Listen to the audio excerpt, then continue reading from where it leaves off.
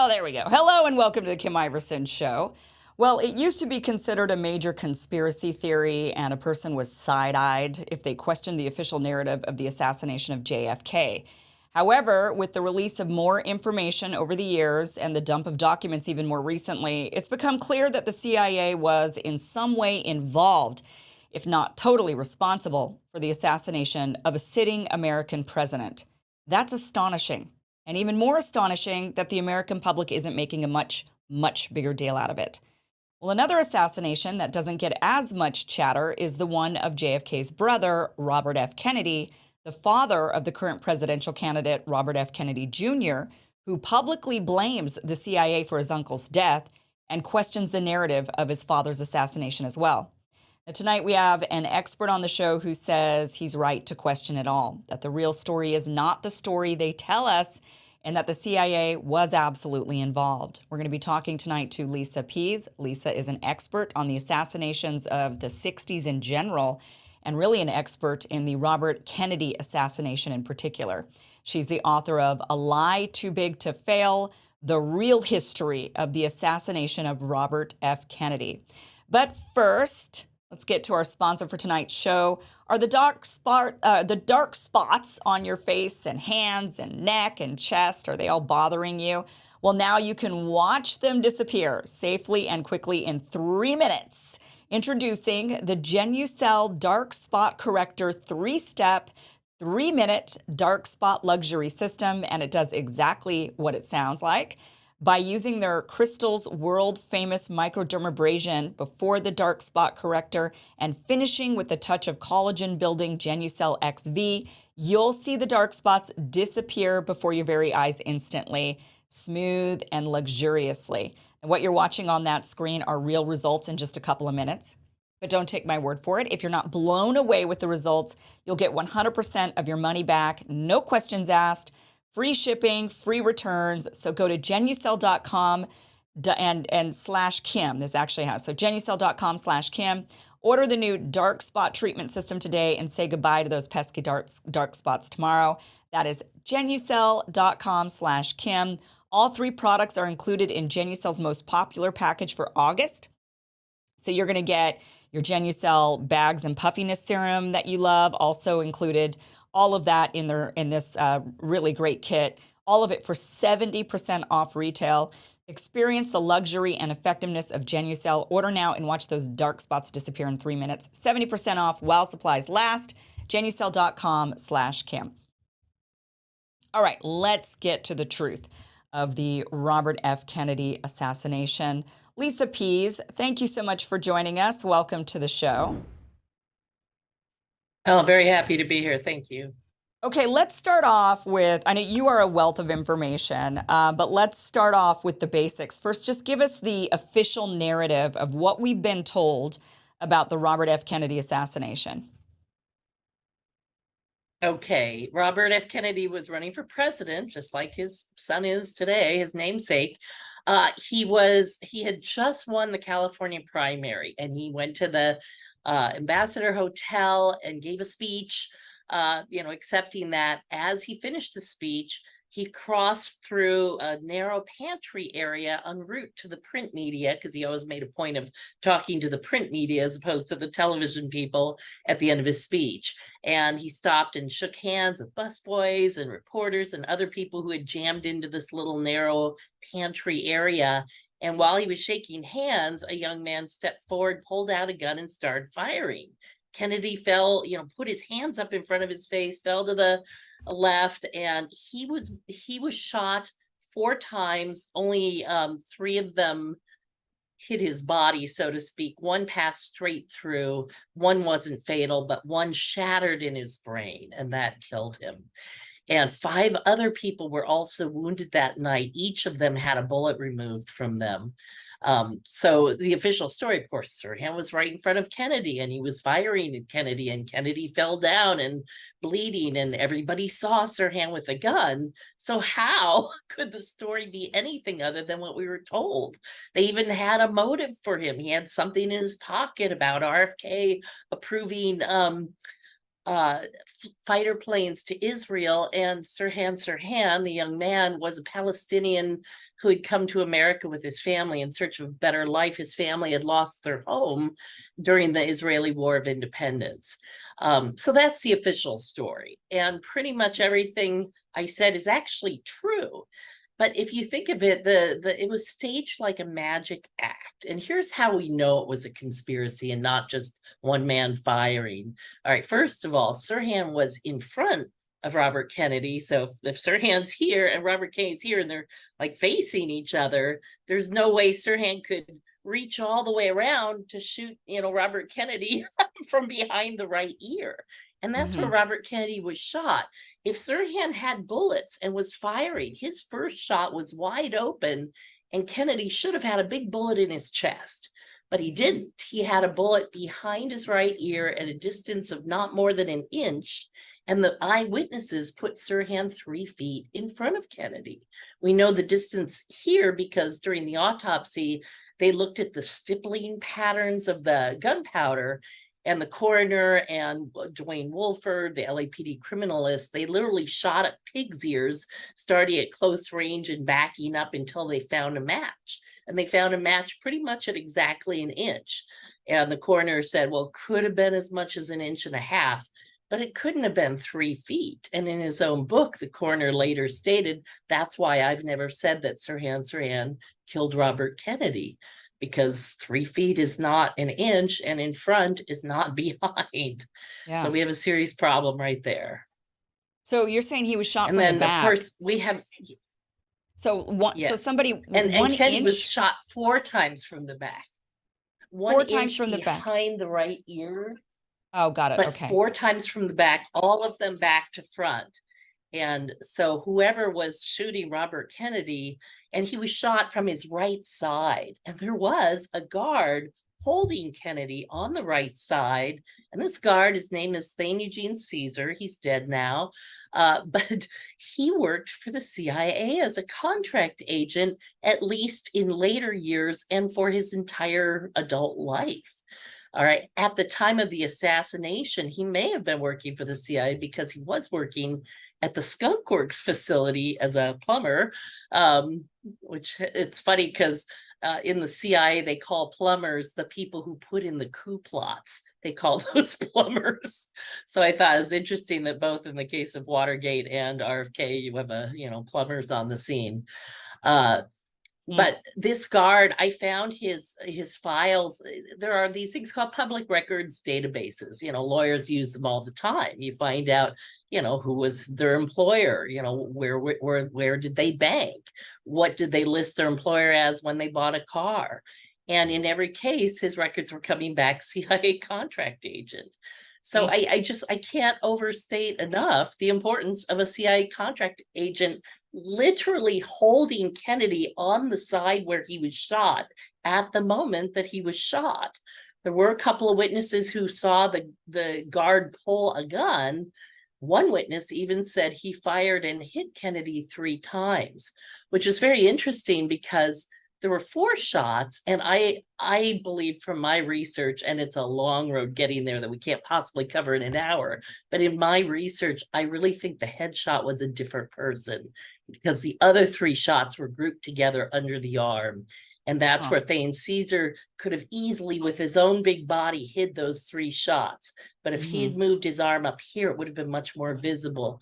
And there were 2 witnesses who saw a guy in a white busboy uniform go right up to Kennedy's head. And one Hmm. of them was just 100% sure that that was the person who killed him. And I met this guy. He and I were both extras in Bobby, Emilio Estevez's film, which is a completely fictional retelling of that night. And, with a little bit, it ends basically when Robert Kennedy is killed, but the rest of the movie is fictional. But this guy, I talked to him and I didn't know if I believed him, but it wasn't until I read a different witness's story who said almost the same thing. And I'm like, oh my gosh, I think this guy saw the real shooter. And how do I want to say it? The woman was the wife of, oh, I'm blanking on the name because that always happens when I'm on a camera. Yeah. George Plimpton. It was Freddie Plimpton, George Plimpton's wife. And it's funny because George Plimpton was working for the CIA, but he was a friend of Robert Kennedy. Not everybody who worked for the CIA hated the Kennedys. Not everybody who worked for the CIA wanted to kill them. Right. But his wife had been at an earlier event where firecrackers had gone off and Bobby had ducked. And she had the thought at that time, oh my God, somebody could really kill him in this crowd. And if I heard shooting, what should I look for? And she told herself, well, I need to look at his head. And so she was the only one who had like mentally rehearsed this in her mind so that during the shooting, she knew right where to look because everybody else looked to Sirhan and his gun because they didn't want to be hit by it.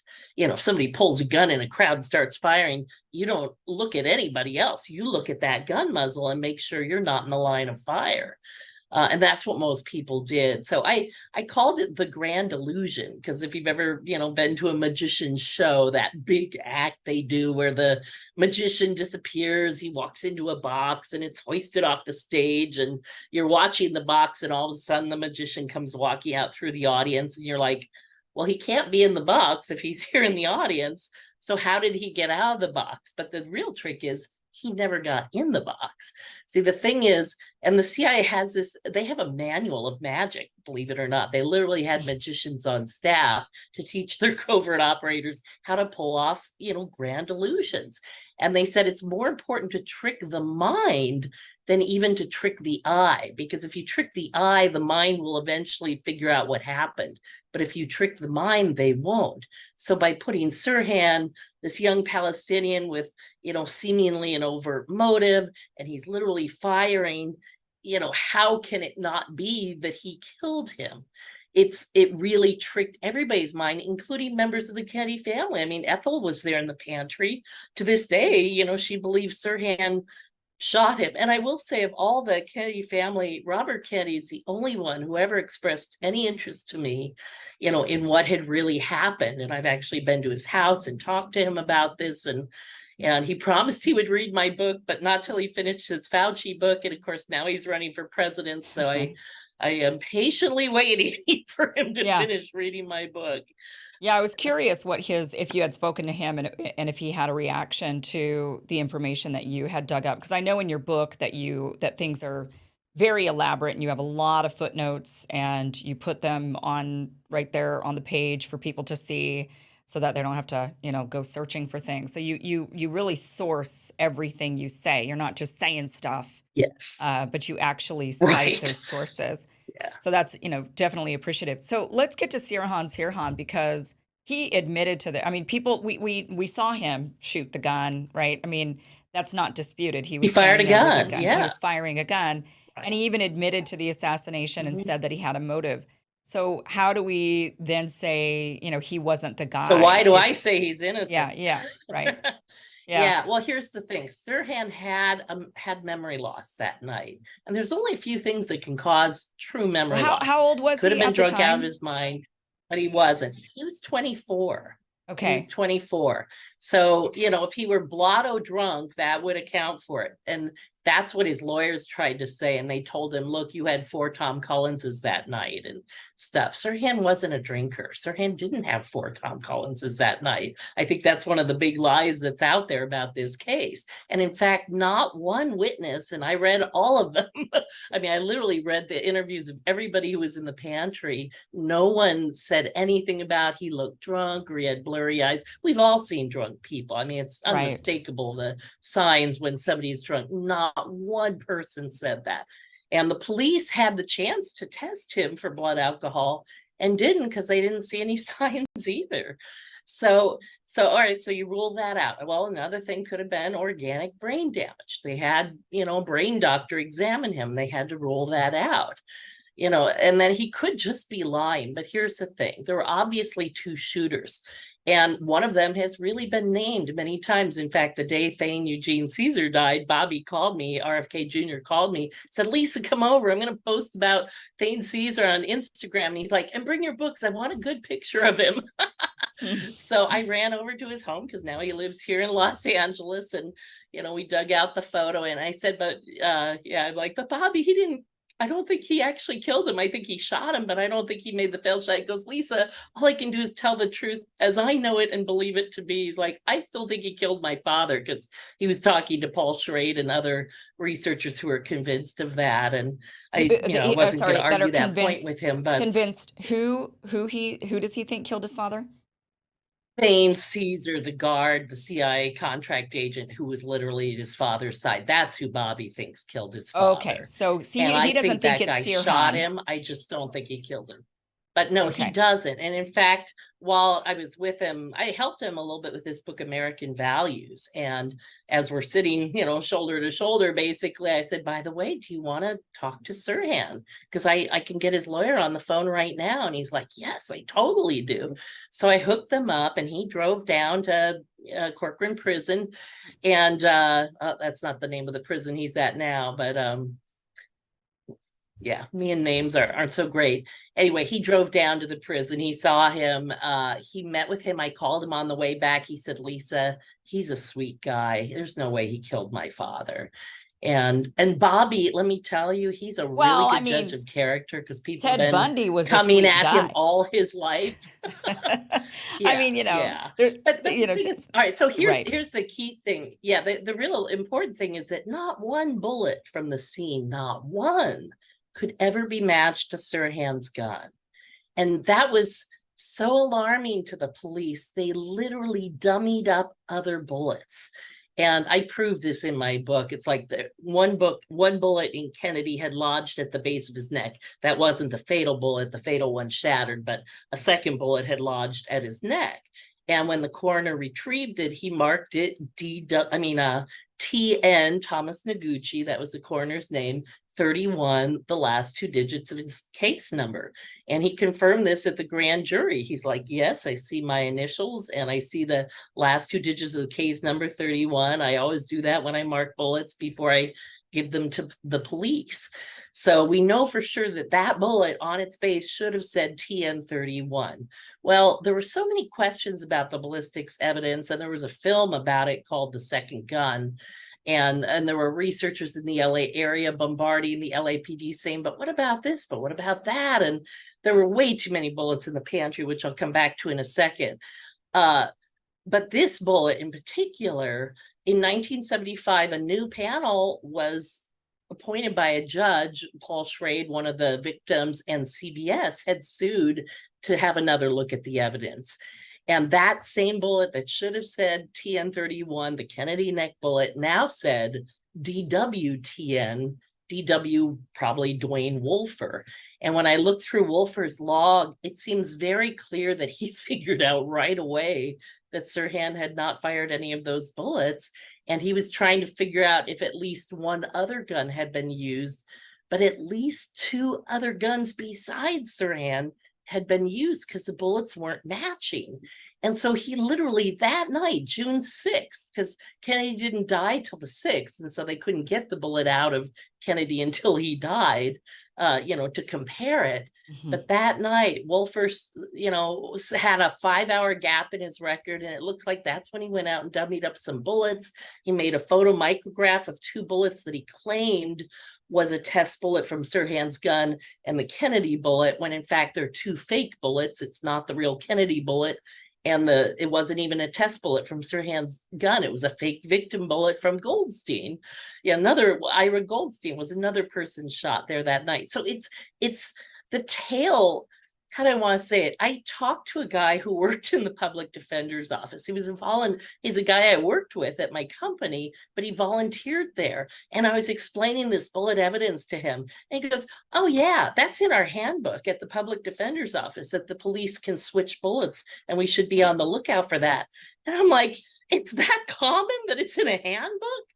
That's shocking to me. So one of the reasons I wrote this is because I want to help all victims of being set up by a crime anywhere. It's like, Right. this is the template. This is how they can make you look guilty. And so we were talking about memory loss. The easiest way to get the kind of memory loss that Sirhan was exhibiting is through hypnosis. And people who Mm. don't have any exposure to hypnosis think that sounds crazy, but I really dug into this. I actually started going to every hypnosis show I could afford to in like a 3-year span. And I went to all the little county fairs and I watched. And one time I got lucky because I talked to a woman for like 20 minutes before the show started. Totally normal, just having a conversation like you and I. Very, intelligent person, articulate. She goes on stage. The hypnotist convinces her that she won a $35,000 check. And he hands her like, it looks like Monopoly money, right? It's like play money. And so afterwards, I wanted to see what she was like afterwards, because at a different show, the hypnotist had said, give the guests, give the volunteers a little space for the next 24 hours. And I'm like, what does that mean? So I wanted to talk to her. And first I ran off to talk to the hypnotist because I always wanted to ask them about Sirhan. And he got visibly uncomfortable and practically ran away from the scene when I brought up Sirhan. He was too young to have been involved, this particular hypnotist, but it must be something they talk about amongst themselves. It was such a sensitive sore point for him. So anyway, after he had left, I looked back at the crowd and there was the woman, but she looked really disturbed. And I thought maybe she got separated from her family. So I went up to her and, I'm like, are you okay? What's going on? She goes, well, I have to give this back. And I said, oh, it's just play money. I don't think he cares. And she goes, no, it's a $35,000 check and I have to give it back. And I'm like, oh my God, she's still hypnotized. And honestly, you would not know. If you talk to her, aside from what she was saying, she looked as normal as she had before the show. She didn't look hypnotized, but she Mhm. was. And she was seeing something that wasn't there. And I thought maybe I could shake her out of it. And so I'm like, can I hold that with you? And she let me touch it. I'm like, can we bring it a little closer? And she let me do that. And then I pointed to the upper right where it had 100 in a circle. I said, what do you see up there? And she goes, it's a $35,000 check. Gosh. And I just kind of freaked out because I'm like right there. This is a normal person. And she was in the grip of a hypnotic illusion. And I realized at that point that Sirhan was in the grip of a hypnotic illusion. He wasn't shooting at Kennedy, but he was shooting at something. And it wasn't until I found Dr. Dan Brown's transcripts that I figured out what he was shooting at.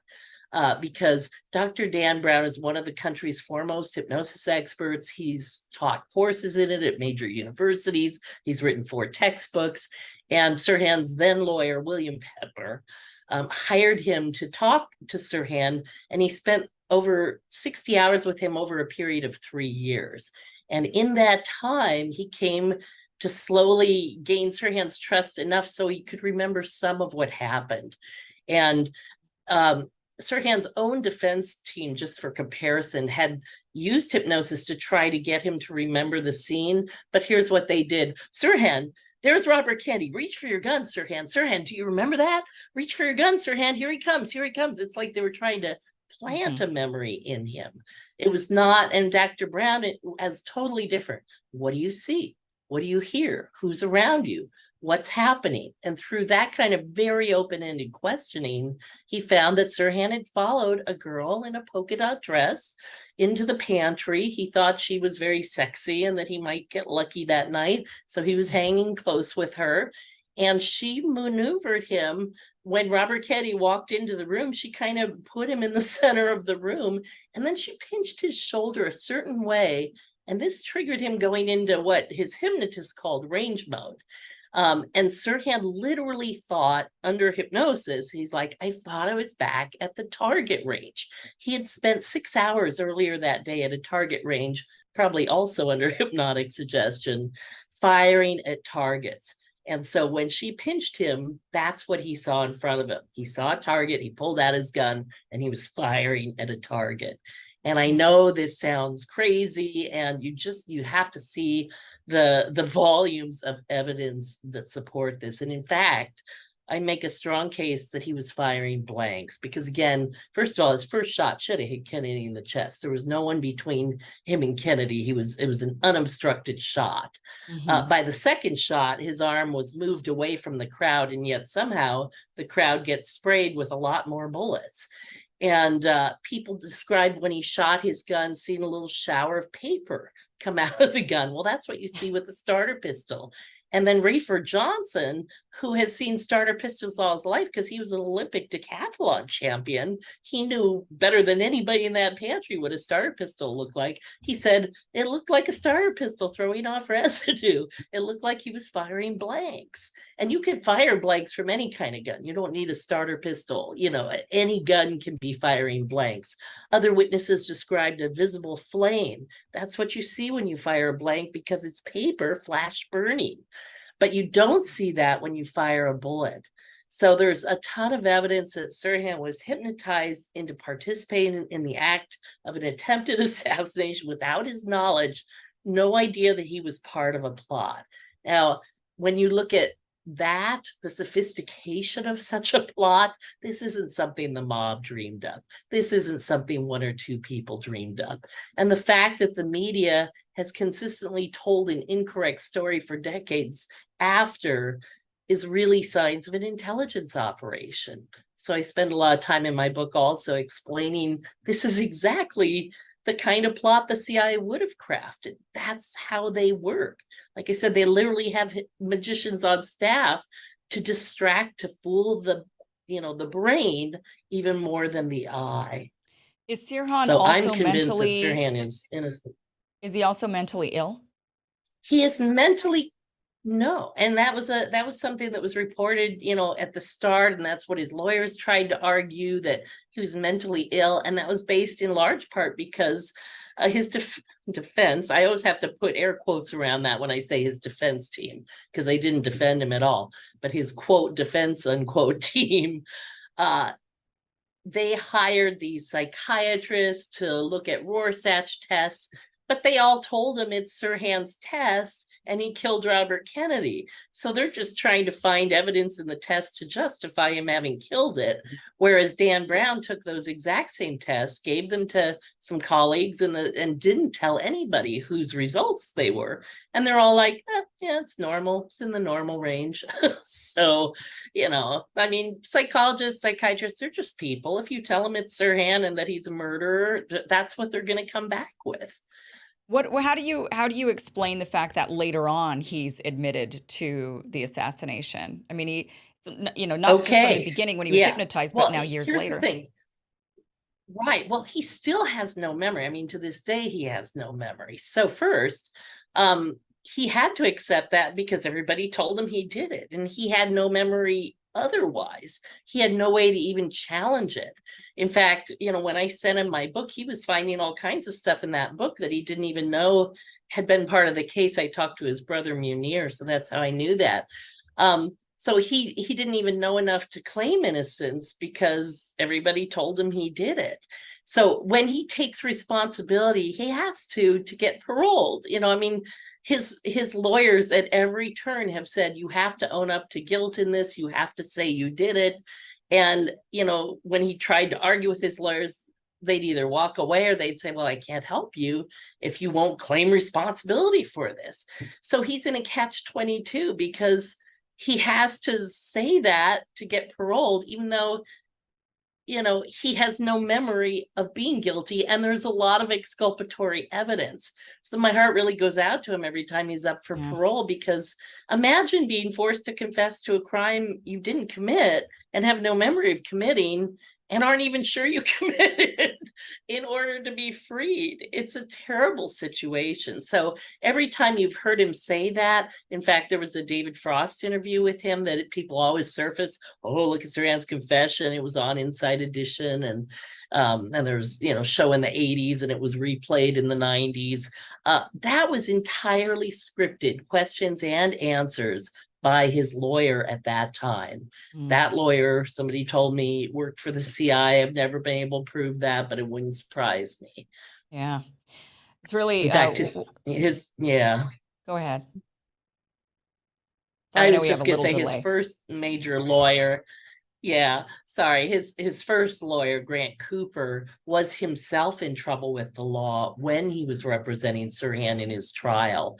And Mm. the strong implication was that if he sank Sirhan's defense, he would himself get the lightest possible punishment. And his punishment was held over his head until the trial ended. He could have been disbarred. He could have gone to jail. He'd used a stolen grand jury transcript in the defense of an associate of Johnny Roselli's, the guy the CIA tried to, work with to kill Castro. I mean, it's like, Grant Cooper was in that milieu as one of the CIA's cleared attorneys, evidently, because you don't get to those cases unless the CIA knows you can keep its secrets. Why And did so they he go could have had after a really Sirhan? terrible sentence. Yeah. Because here's what I think, because I can't prove, obviously, but here's what I think. I think they looked at the dates, they're like, we'll know by the California primary, if he's legit or not. If he wins, we'll take him out. Gee, a year from that date, a year ago, exactly to that day was the 6-Day War, the Arab-Israeli conflict. This would be a really good chance. We've got this guy over in Pasadena. I really think they were using Sirhan. I think the CIA was hypnotizing him and conditioning him to be a patsy in a Nasser plot. That Nasser is all over his notebook in his diary. Long live Nasser! And in the same way that I think Lee Harvey Oswald was being set up to be part of a Castro assassination plot, and then they later turned it into a plot to kill Kennedy and made Oswald the patsy. I think in the same way they were going to make Sirhan a patsy in a different plot, but then they look at the calendar. It's like, get the Palestinian. This would be perfect. E. Howard Hunt said in one of his interviews, he's like, we always look for the psychological effect of a date. So think of 9/11, Hmm. Yeah, so 9/11. it seems so that makes some sense that they would maybe groom these people to be patsies in other, because if you're in the CIA, I mean, I can't imagine, and this is where, where people that kind of point at us, oh, you big old conspiracy theorists, you think that, how is it possible that hundreds of people could be involved in these things? But if you're working for the CIA, which there are, it's hard for people to remember that there are good people who work in all these agencies, just like there are nefarious people who work in all Yes. these agencies, right? So if you're one of the good people and you think you're really just serving your country, like doing your job, you're going to go along with the plot to, if you're in the special ops division, right? You're going to be willing to go along with a plot to assassinate a foreign leader or somebody who's a terrorist. You're not going to go along with a plot to assassinate a sitting president or a candidate for president of the United States, but you would go along with this other thing. So you would maybe be like, yeah, we're grooming him potentially for this other operation. It's secret, it's top secret, but we're grooming this guy for this. And so you've got all these people over the years Exactly. to go along with that. And then the person who's really the mastermind says, pivot. We're going to actually use this person for this other thing that we're planning to do. And very few people have to be involved in that plot for that to be pulled Right, off. exactly. That level of it is very tightly held. That's Yes. interesting. And when you Interesting. hypnotize people, then that's another way, Right. because Sirhan may not have been the only one hypnotized that night. In my book, I talk about there seemed to be two pairs. There was two polka dot dress girls and Sirhan and a guy who looked exactly like Sirhan, except that he had a terrible acne condition and a slight lisp, which wasn't Sirhan in either case, but they looked so similar, witnesses confused them. And I think they had an upstairs team and a downstairs team because there was a real question whether Kennedy was going to exit the upstairs way or the downstairs way. And so it looked like they had teams at both the entrances. So if Kennedy had gone downstairs, Sirhan might be alive and some other guy might be the patsy. Oh, geez. Why did they decide to? Well, first of all, let's just before we get into the why, let's Yeah, still talk that's the about key the question. yeah. Okay. But all these people that were involved, all these people who were there. I mean, surely you've got all these people who are kind of questioning the event. I mean, obviously, I think if anybody was involved in a sudden incident like that, if you're the mastermind plotter, you're going to kind of bank on the fact that there's trauma, that people are going to be traumatized by this event, and they're not going to have a clear memory of what exactly happened because it's so shocking and jolting to the system that, it's not like Mm, you can think clearly. And most people, I don't think, would recall the events completely clearly after a trauma like that. So I think they're kind of banking on that. But surely, I mean, there's plenty of people there. So, I mean, but again, it's not like you can easily see bullets flying in which Well, but direction. I the mean, nobody witnesses weren't knows. allowed to talk to each other. Yeah, the witnesses couldn't talk to each other, so they couldn't like compare notes and go, "Oh, I saw that too." Each one of them. So, for example, the woman who saw Busboy at the head assumed it was Sirhan, the guy on the movie set. He assumed that was Sirhan. He's like, and I'm like, Sirhan wasn't in a white busboy uniform. That's not what he was wearing. He goes, I don't care. It was Sirhan. I'm like, well, clearly wasn't. So it's like, and then the police told them no matter who they saw. So anybody who saw any gun, any shooter, the police convinced them that they had seen Sirhan. So that's Mm. one way of controlling it. And I did mention there were way too many bullets in the pantry. We already have, bullets retrieved from 5 victims who didn't die, 2 bullets in Kennedy, that's 7. The police counted 3 holes in the ceiling tiles and decided 2 of those were entry and 1 of those was exit. So that was their 8 bullets. But then there's 4 more bullet holes in the door frames right behind where Senator Kennedy entered. And we have FBI photos of those that are clearly labeled bullet holes. And the LAPD was kind of disturbed by that. And into the 70s, I think it was like 77, one of the guys at the LAPD finally wrote the FBI and said, if you had called those possible or probable bullet holes, we wouldn't be concerned. But if those were really bullet holes, we should be looking for another shooter. So the police knew there was a problem. And there's even more bullets than that. Like I said, you could read my book to find it. It's just shocking how many bullets there were in the pantry, how they managed to keep them down. I read one of the witness statements who thought he had been shot 3 times. And of course, they only accounted for 1 bullet from that guy. And supposedly he had an exit wound. Well, how can you retrieve a bullet from somebody if the bullet passed all the way through? Right. Doesn't that mean he was shot twice? Right. So, the police did, and I even found on the sheets where the bullets were recovered, the police were making those sheets confidential because I think the police knew they were going to have too many bullets and they didn't want any of them released until they could limit it to some sort of a credible 8-shot scenario. So were you able to, in your years of researching, talk to these eyewitnesses, talk to even the investigators in this case, the cops? I mean, the people who were suspicious and said, it never really added up.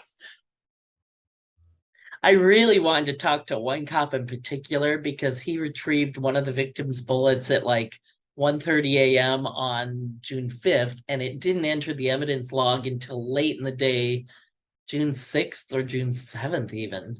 And I'm like, what did he do with that bullet all that time? And I've asked other people not involved, other cops, other policemen, how does the evidence procedure work?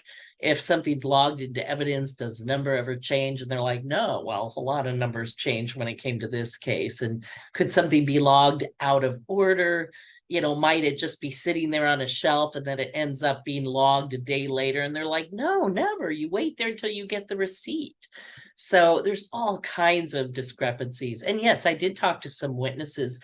One witness in particular, there was the girl in the polka dot dress is kind of a little side story, but there was a woman, Sandra Serrano, who saw at the time, Kennedy gave his speech, she was sitting on the back fire escape that led to the 8th Street parking lot, essentially behind the hotel. And she had seen 3 people enter the hotel that were all together, and she noticed the girl because one, she had kind of a funny turned up, she called it a Bob Hope ski slope nose, but she had a white dress with dark polka dots that was almost identical to one a friend of hers had just bought. So she looked at her, she noticed her, she saw her companions. One was short and scruffy, and she said Baracho and then clarified, but not drunk. That was Sirhan. The way she described him was exactly what Sirhan was wearing. And then the other guy that was with her was a guy in a gold sweater. And then after the assassination, of course, she didn't know Bobby had been killed, but 2 of the 3 came running back out down the stairs. And the girl was yelling, we shot him, we shot him. And Sandy goes, who did you shoot? And she said, Senator Kennedy, and just kept running. Now, here's the thing. There was a guy at that door who had looked suspicious all night, who seemed to be on some sort of a walkie-talkie to NBC executive producer wives had been watching him all night and thought he was behaving a little weird. And after the shooting, he went up to them and he's like, "You've seen me here all night, right? I haven't gone anywhere." Like he was trying to establish an alibi. I think when the girl ran by saying, "We shot him, we shot him," I think she was talking to her teammate, the guy with the walkie talkie, saying, "We got him, it's over." And then they kept running. But the police tried to say that Sandy didn't see that girl run out, or if she did, it was a white dress, not a polka dot dress. Or if she did, she didn't say, "We shot him." She was saying they shot him.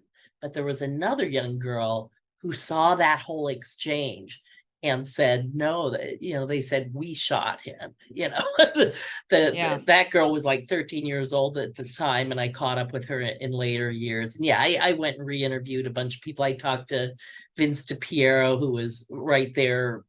Paul Schrade and Bobby both fell on him, and that guy was like traumatized. And that guy was like, how do I want to say it? He didn't want to meet with me because he thought I was going to kill him, because he felt like it must have been a conspiracy and people were still out there. And yet all he would say is, "Sirhan did it alone. Sirhan did it alone." And then he said something about the FBI protecting him. And I'm like, okay, I get how this is working.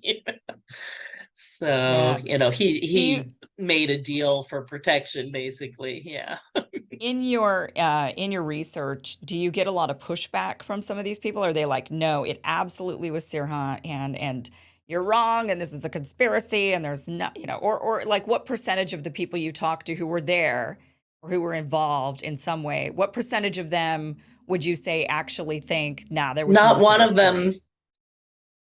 Not one. All of them. Literally All all of them. Yeah. all of Everybody all of that them I which talked way? to felt there was more. All of the witnesses, all of them thought it was a conspiracy and that there was Wow. more that has not come out. Yeah. Not one of them said, "Oh no," except for the guy who saw a white busboy uniform. He was the only one. He's like, "I saw him. He was dressed in white. He was all in white. He was in a busboy uniform. I saw him. He walked right up to his head and shot him." And I'm like, "But that wasn't Sirhan." He's like, "It had to be." And I'm like, "It wasn't." Sirhan was being held on the table at that moment. So yeah, only that one, was, and like I said, and he was provably wrong. So yeah, no, a lot of witnesses are afraid to talk about this because the police went to them afterwards and said, they showed them a Judge Alarcon order, "You cannot talk to the press." Now that was just until the trial ended, but a lot of people took that to mean for life. And so to Mhm. this day, it's been hard to get, hard to get people to talk to me. They, I usually have to have a few conversations before they'll actually open up. So going back to the motive, so they're saying that Sirhan had this, that he had a motive. And I gotta say, the only thing that, when I read up on his motive, let me just kind of read just right here what it says, that Sirhan believed that he was deliberately betrayed by Kennedy's support for Israel in the June 1967 Six-Day War, which had begun a year to the day before the assassination. And during a search of Sirhan's apartment after his arrest, a spiral-bound notebook was found containing a diary entry that demonstrated that his anger had gradually fixated on Kennedy, who had promised to send 50 fighter jets to Israel if elected president. Now, what makes that somewhat, I'm just going to say it, the elephant's in the room. What makes that somewhat believable is the fact that RFK Jr. right now has Yes. taken such a very pro-Israel stance, to the shock of many of his supporters. And many of his supporters are even enraged by and said, "I liked you on everything, but now that you have basically pledged allegiance to Israel for some weird, odd reason and just completely ignoring." Now, in 1967, 68, it's like one thing to be pro-Israel, but today, now that we have as much footage as we It's a have, as much lot harder knowledge to as it's a justify. lot harder to justify. So it does make us all go, the I Kennedys texted are, Bobby about that. yeah. I mean, they are abnormally and just and really illogically pro-Israel, to the where my one of my thoughts was, well, maybe, before I was like thinking clearly and putting all the pieces together, just like on the fly thinking, I don't know, maybe he's afraid for his life. Like if he's not going to be pro-Israel, then they might assassinate him. But that doesn't make sense because his dad was, supposedly assassinated because of his support of Israel. So it seems like you'd be a little bit like, I don't, okay, let's just work this out. They can work it out. We shouldn't support either of them. Let them figure it out themselves. It's not our country. Let's focus on America. That seems to me like that would be the message. Yeah. So that's the one thing right now. The wrinkle in this is that they are Yeah. Yeah. abnormally, weirdly pro-Israel to the level where it enrages people. So, Yeah. I maybe. literally texted Bobby Jr. about that. I texted him. I said, I understand that your position is more nuanced, but no one out there on Twitter understands that. And you're going to have to communicate that better, because it sounds like you're completely ignoring the plight of the Palestinians. Yeah. And here's the thing. Like I said, even if Sirhan wanted to kill Kennedy, he still couldn't have killed him from in front when the bullets came from behind, from 3 feet when the bullets came from an inch. It's like Right. it really, and that's where his defense team and the prosecution and everybody went wrong. You can't start with the motive. You literally have to start with the physical evidence and then Right. Of work back. course.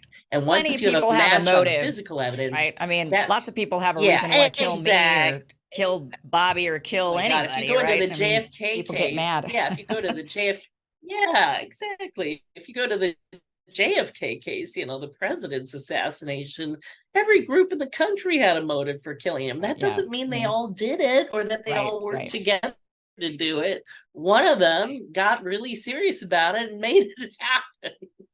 I mean, it almost seems like Bobby Kennedy So anyway, Jr. yeah, no, It seems like Sirhan, yeah. it seems like he should it's like almost like a setup. I mean, he says he's worried about his own safety. He's been talking a lot lately about not being given Secret Service.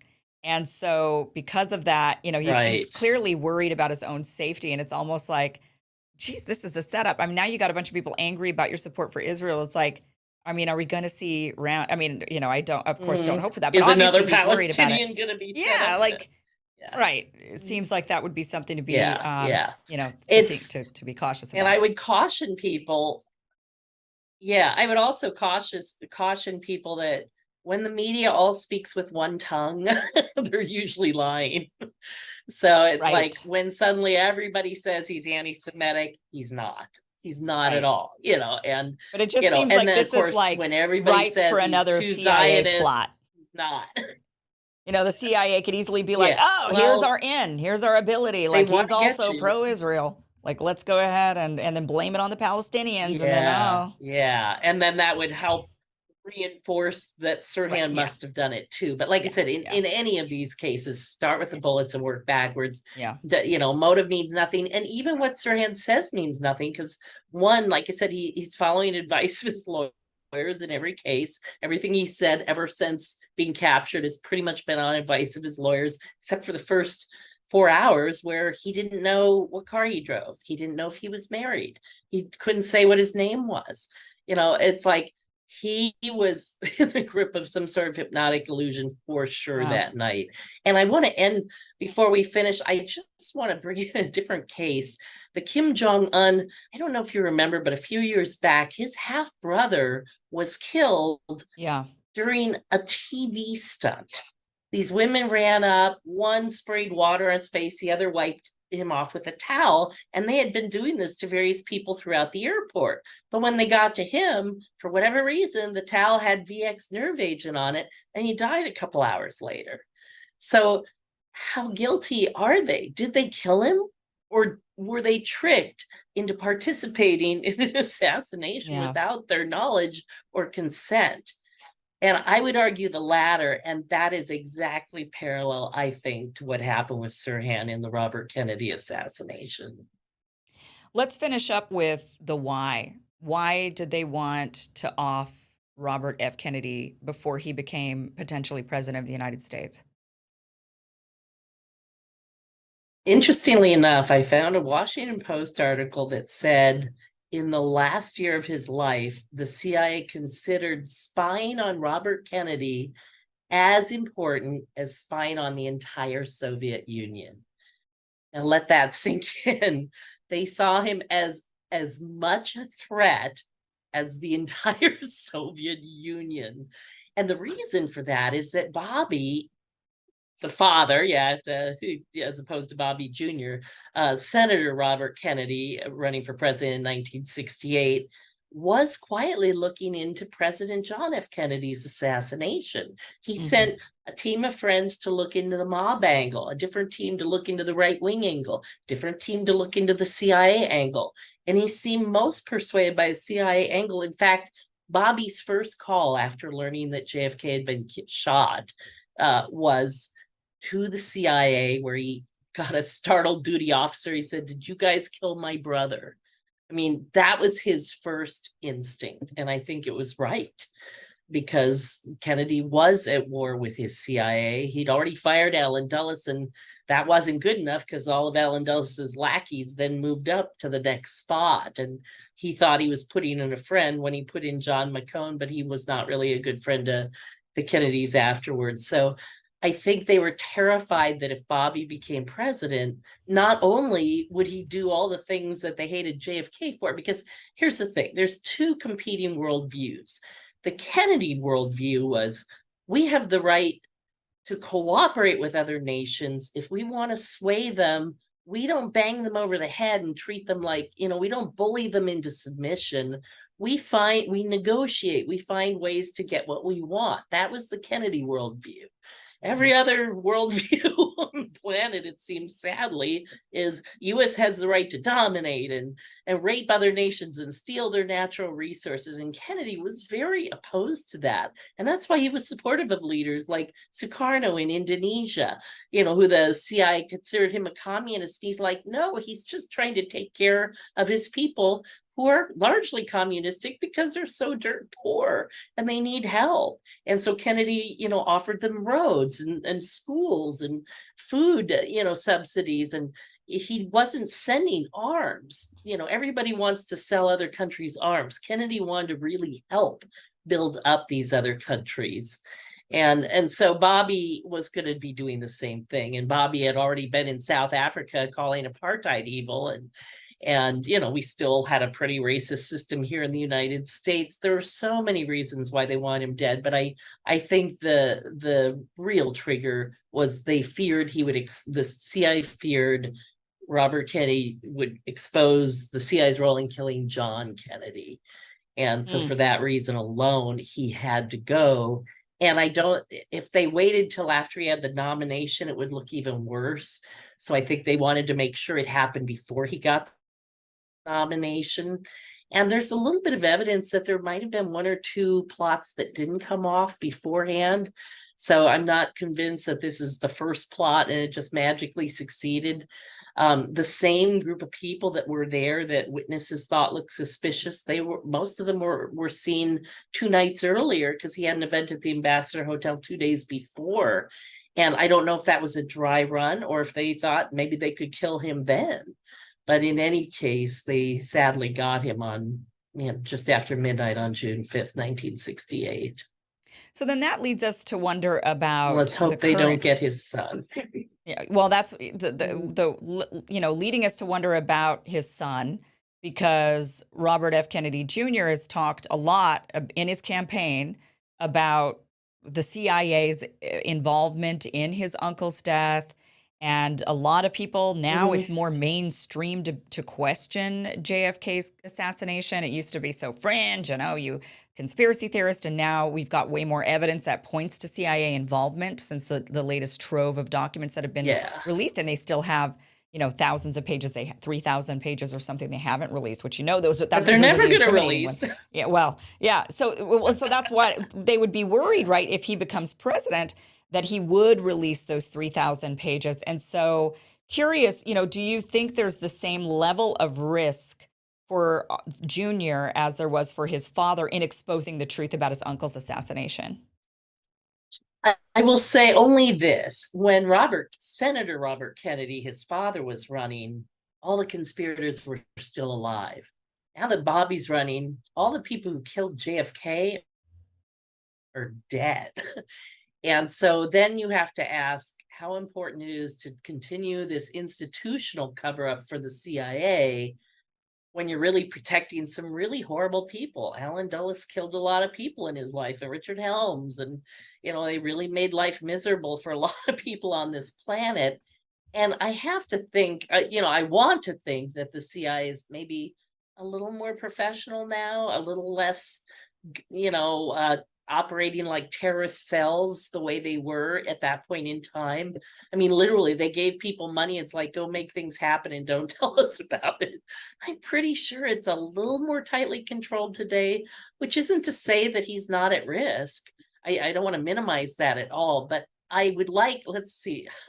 It's so unlike me to say I want to give the CIA the benefit of the doubt. I mean, I'm finding myself in shock even as I say these words, but I want to give the CIA a little more credit that maybe they see that continuing these lies is literally destroying this country. Honestly, Trump would not have been elected if the truth about the John Kennedy and the Robert Kennedy assassinations had surfaced years ago.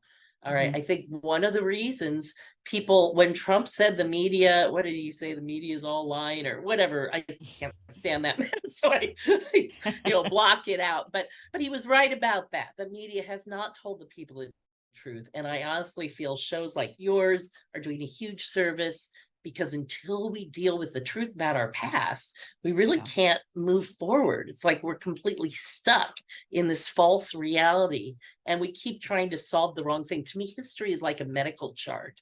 And if you have the wrong history, it's like having the doctor pick up the chart of the guy next to you and treat you based on his conditions instead of your own. We have to get our history right if we're going to survive as a country. Lisa, this has been a great conversation. Thank you so much for joining us. Lisa Pease is the author of A Lie Too Big to Fail: The Real History of the Assassination of Robert F. Kennedy, which she really lays out in meticulous detail all of the evidence that points to the fact that the official narrative of his assassination is not accurate, but in fact points to the CIA, just like his brother's death before him. So, Lisa, really appreciate it. That link is down below if you want to get the whole book. It's there for you to check out, buy it, read it, absorb it, and let's correct our future by learning from our history. Lisa, thank you so much for joining the show. Really Thank appreciate you. it. Thank you so much. All right, guys, that is it for tonight's show. Thank you so much for joining us. Really interesting, fascinating conversation. We talk so much about the JFK assassination, but we don't talk enough about the RFK assassination and the realities of that, and just the fact that the CIA would have a hand in either of those assassinations should be the biggest news in our lifetime. Honestly, the biggest news. Why is it not the biggest news that the CIA killed a sitting American president and a potential sitting American president? Just astonishing that we gloss that over in the news and act like it's any other day and just think, well, there's, move on to the next news cycle. That's absolutely astonishing. We should be outraged and actually calling for the end of these organizations. Quite honestly, this should be the biggest news. But very fascinating conversation. Definitely recommend that you check out that book. Very detailed and on point. So thank you guys so much. We will be back tomorrow night with another great show, 6 p.m. Pacific, 9 p.m. Eastern. You can check us out here live Monday through Friday on Rumble exclusively. We will be back tomorrow. Thank you guys so much for watching. Have a good night. Bye-bye.